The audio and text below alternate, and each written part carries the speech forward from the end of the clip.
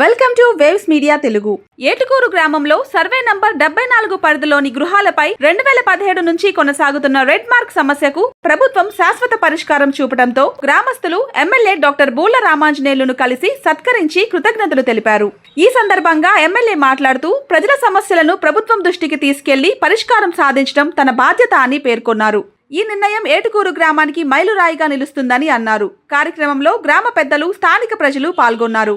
మన ఏటుకూరు గ్రామంలో దాదాపుగా 70-80 సంవత్సరాలుగా అక్కడ నివాసం ఉంటున్నటువంటి స్థానికులకు 190 ఇళ్ళు అవన్నీ కూడా రెడ్ మార్కులో ఉంచడం వల్ల వారికి ఎలాంటి ట్రాన్సాక్షన్స్ కానీ, ఆ ఇంటిని అభివృద్ధి పరుచుకునే విషయంలో కానీ, ఆ ఇళ్ళ మీద ఏదైనా లోన్ తీసుకొని ఇంకా బాగా చేసుకుందాం అన్నటువంటి ఆలోచన కానీ, లేదా పైన ఇంకొక కప్పు వేసుకుందాం అనుకునే విషయంలో కానీ ఎలాంటి వెసులుబాటు ఉండేది కాదు. చాలా ఇబ్బందులు పడ్డారు. ఎలక్షన్ క్యాంపెయిన్లో వెళ్ళినప్పుడు వాళ్ళు ఒక్కటే అడిగారు, మా 190 ఇళ్ళు మీకు గుంపగుత్తగా ఓటేస్తాం, మాకు ఈ సాయం చేసి పెట్టండి అన్నారు.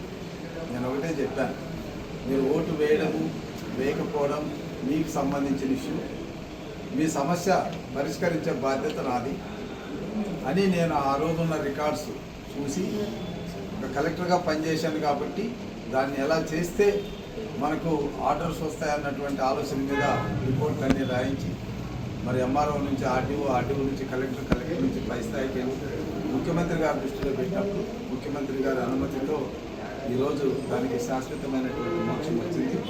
అయితే అక్కడ హైకోర్టుకి కొంతమంది వెళ్ళారు, మన వాళ్ళే వెళ్ళారు అనుకుంటాను.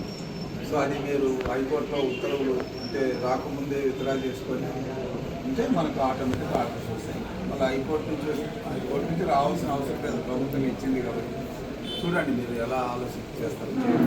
బట్ ఏదేమైనా శాశ్వతంగా మీకు ప్రయోజనం లభించినందుకు, మీకు సేవ చేసే అవకాశం మీరు కల్పించినందుకు మీ అందరికీ నమస్కారం.